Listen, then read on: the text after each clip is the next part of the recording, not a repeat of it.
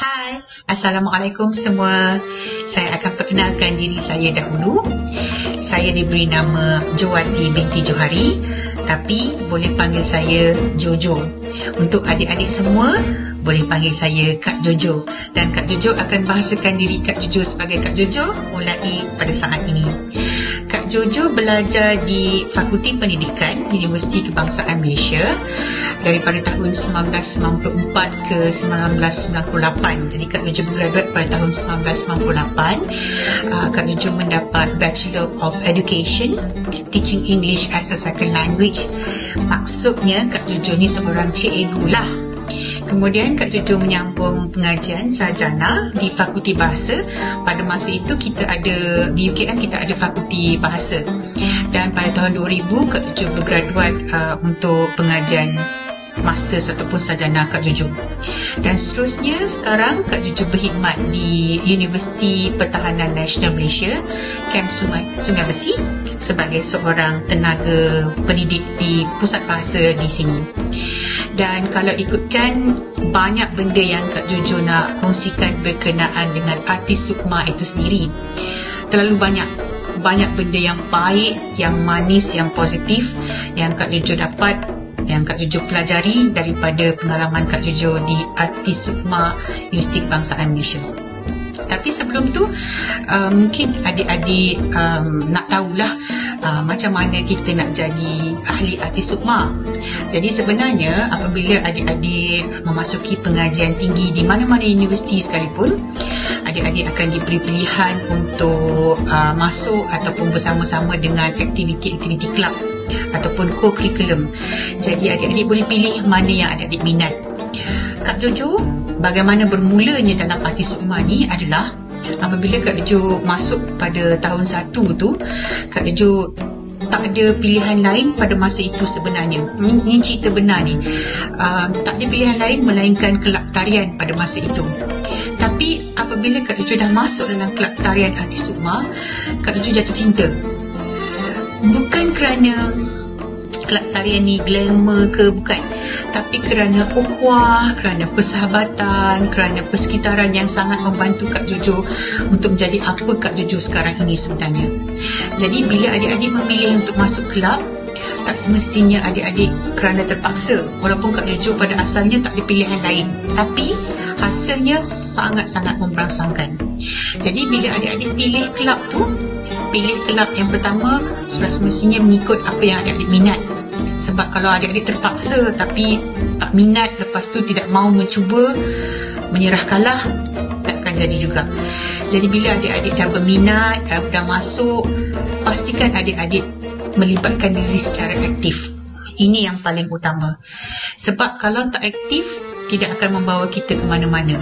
Aktif tu bermaksud bila kita ada kelas, kita datang. Bila kita ada perjumpaan, kita datang. Dan bila kita ada aktiviti-aktiviti, kita datang. Datang bukan saja memberi sokongan, tapi terlibat secara tidak langsung. Itu yang paling utama. Secara langsung dan tidak langsung, pelibatan paling utama. Jadi kalau ditanya adakah Kak Jojo aktif ke tidak, Kak Jojo adalah seorang yang sangat aktif semasa belajar di UKM dahulu. Kalau ikutkan, Sabtu Ahad Kak Jojo adalah di Dekta sahaja. Sebab ada latihan tarian, ada perjumpaan. Kadang-kadang perjumpaan tu perjumpaan bagaimana untuk memajukan diri, dan ada juga untuk membuat aktiviti-aktiviti, contohnya jahit baju untuk menari, jahit pakaian, jahit aksesori, ataupun sekadar untuk membersihkan studio tarian yang kita ada di Dekta itu. Ataupun dia sebenarnya studio tarian tu atas panggung seni kan. Jadi di situlah tempat Kak Jojo biasanya. Jadi tahap keaktifan tu selain daripada terlibat dalam aktiviti kebudayaan, juga terlibat dalam aktiviti lain yang melibatkan Pusat Kebudayaan Universiti Kebangsaan Malaysia. Jadi kalau kata adik-adik berminat untuk menjadi ahli kelab artis Sukma, terutamanya tarian artis Sukma, jadi adik-adik mesti ada satu perasaan yang kebertanggungjawaban yang tinggi. Maksudnya masuk bukan sekadar nak isi nama supaya dapat markah, bukan, tapi perlulah melibatkan diri dengan secara langsung dan tidak langsung yang macam Kak Jo cakap tadi. Okey, berbalik kepada soalan juga, selain pada aktif tu bagaimana aktif, kalau Kalau kata kita dalam kelas co-curriculum, memang kita wajib untuk hadir ke kelas co-curriculum. Contohnya pada hari Selasa dan juga pada hari Jumaat. Jadi wajib hadir. Sebab selain daripada markah diberikan atas kehadiran, juga atas mungkin apa yang kita belajar kemudian kita boleh persembahkan. Itu perkara pertama. Tapi yang lebih utama, bagaimana untuk kita menghayati kebudayaan ini adalah untuk mengikuti kelab-kelab yang telah disediakan di bawah Arti Sukma. So macam Kak Jojo, sebab co-curriculumnya adalah co-curriculum tarian rakyat pada masa tersebut, jadi Kak Jojo masuklah kelab tarian Arti Sukma. Jadi masuk sebagai aktif yang masuk sebagai peserta ataupun ahli yang sangat aktif. Jadi bila kita aktif, kita akan dipilih untuk mewakili kelab ataupun mewakili Artis Sukma dan mewakili UKM untuk membuat persembahan-persembahan di luar. Yang menariknya, kita dapat bayaran, adik-adik semua. Kita dapat bayaran apabila kita melibatkan diri. Bayarannya memanglah tak banyak, tetapi pada masa kita belajar, RM15, RM20, RM100 itu sangat besar jumlahnya kepada kita sebagai seorang pelajar. Jadi bila kita aktif, kita memang akan dipilih untuk mewakili kelab macam Kak Jojo cakap. Dan pengalaman ini sebenarnya membantu kita untuk boleh berkomunikasi dengan lebih baik. Sebab bila kita membuat persembahan, kita bukan membuat persembahan secara solo, kita membuat persembahan secara berkumpulan. Jadi maksudnya kita kena berkomunikasi dengan baik dengan rakan dalam satu kumpulan tersebut. Kita perlu boleh mematuhi arahan. Maksudnya kalau ketua dalam kumpulan kita tu cakap, okey, kita tak boleh buat itu, so kita tak boleh buat itu. Dan yang paling utama, kita mesti berdisiplin. Sebab bila kita dalam satu kumpulan, disiplin sangat-sangat penting. Kalau kita kata datang pukul 3, kena datang 2.50 untuk berada di studio, contoh kata, okey. Dan perkara yang paling menarik Kak Jo rasa apabila Kak Jo masuk dalam kelab tarian Artis Sukma adalah apabila Kak Jojo diberi peluang untuk pergi ke luar negara. Dan seumur hidup Kak Jojo, pertama kali pergi ke luar negara adalah melalui kelab tarian Artis Sukma. Tak jauh pun, pergi Indonesia sahaja, tetapi sebagai seorang pelajar pada masa itu, semuanya ditanggung, kan, makan, kapal terbang dan sebagainya ditanggung. Tapi itu merupakan satu perkara yang sangat-sangat manis pada Kak Jojo. Maksudnya first time pergi luar negara, itulah dia, melalui kelab tarian Artis Sukma. Jadi macam mana dipilih ke luar negara? Mestilah kita ni seorang yang aktif dari segi penglibatan, sama ada kita dalam kelab, dalam co-curriculum pun boleh dipilih juga. Tapi biasanya dalam co-curriculum ni kita akan melihat sama ada yang masuk co-curriculum tak semestinya boleh menari, tapi sebab dia minat. Jadi kebanyakannya kita akan salurkan ke kelab tarian.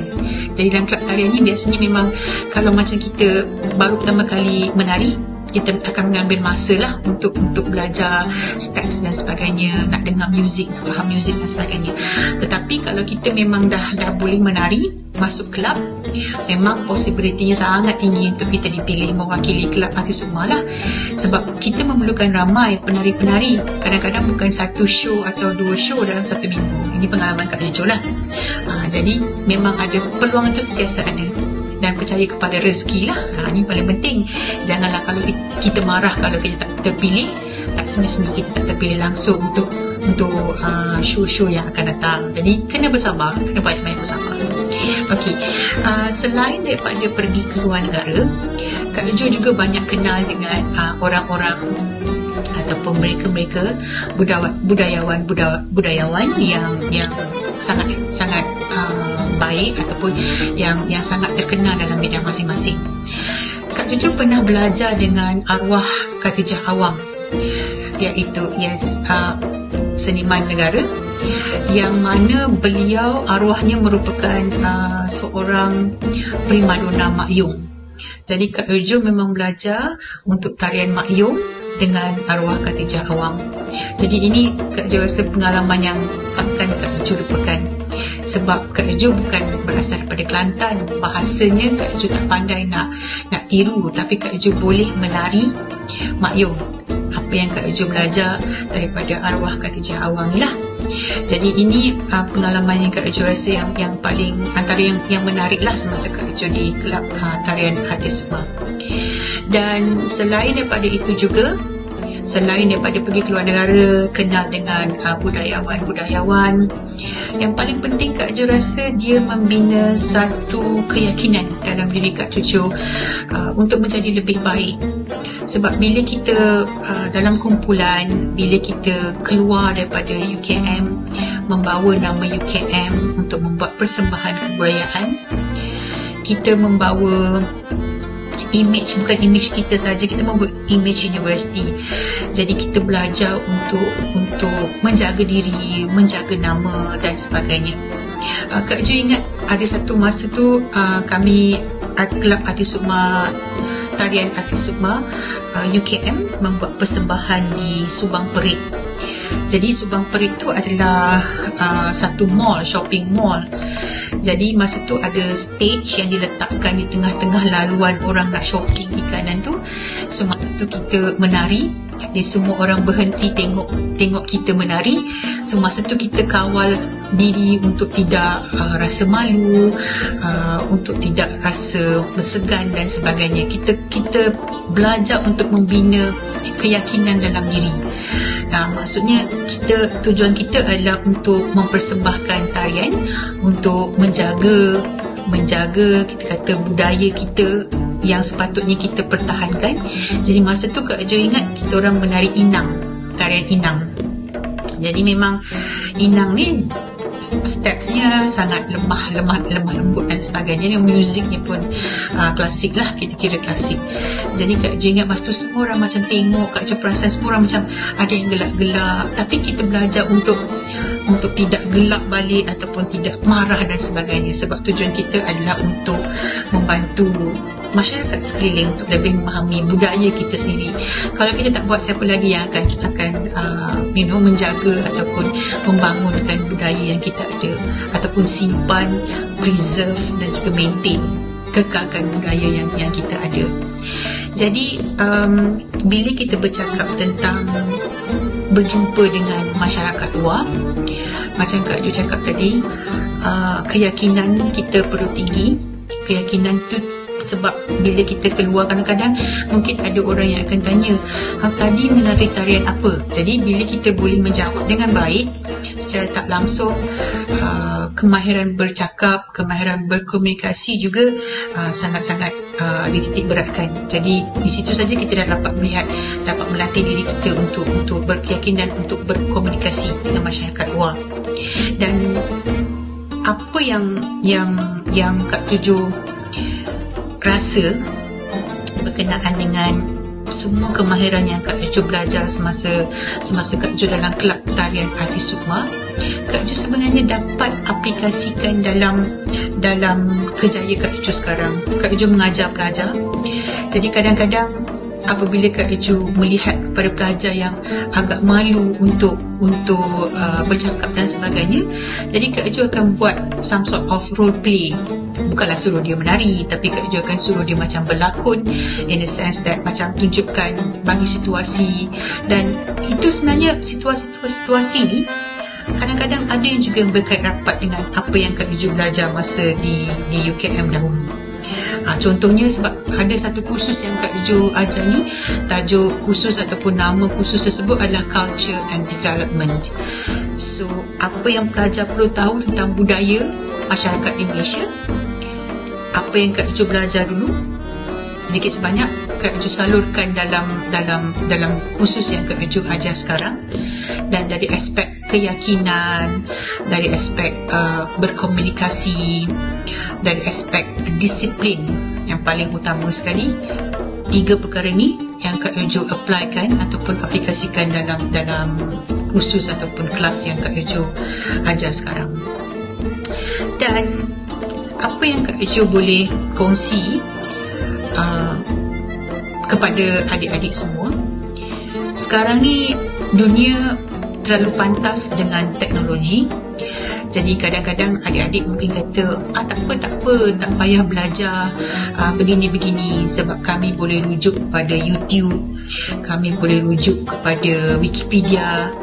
Tapi sebenarnya bila kita belajar, contoh kalau kita belajar tarian, kita belajar dalam studio, kita belajar secara berdepan dengan seorang guru yang dipilih, sebenarnya itu lebih baik.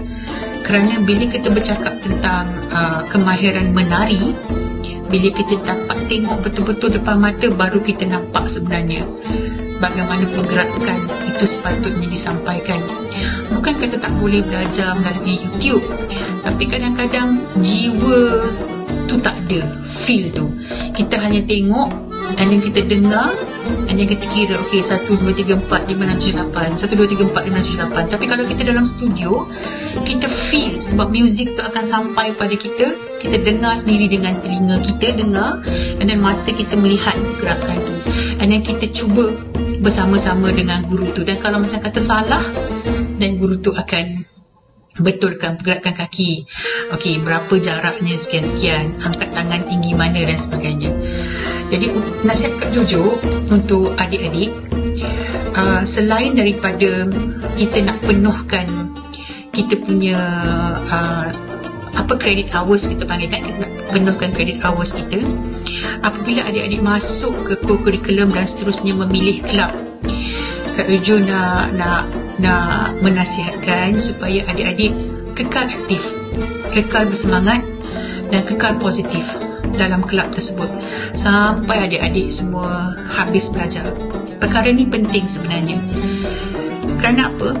Bila kita masuk co-curriculum, kemudian dah habis 2 atau 3 semester tu, kita keluar, tak masuk mana-mana kelab, kita sebenarnya memencilkan diri kita daripada masyarakat universiti itu sendiri, daripada komuniti yang berada sekitar kita. Dan perkara yang paling utama sekali adalah adik-adik hilang peluang untuk mencapai potensi sebenar adik-adik. Sebab melalui kelab, kita akan dapat belajar bagaimana menjadi pengikut, dan juga paling utama, kalau adik-adik ini memang hebat, akan menjadi pemimpin. Jadi adik-adik hilang peluang untuk menjadi pengikut dan juga pemimpin, kerana adik-adik tidak berada dalam kelompok yang boleh membantu adik-adik membina diri ini. Jadi Kak Jojo rasa itu sahaja perkongsian ataupun cerita yang Kak Jojo nak kongsikan pada hari ini. Dan Kak Jojo berharap adik-adik semua akan maju jaya dan menjadi graduan yang hebat, seterusnya menjadi manusia yang mempunyai khasiat yang baik dan tinggi. Itu sahaja. Assalamualaikum dan terima kasih.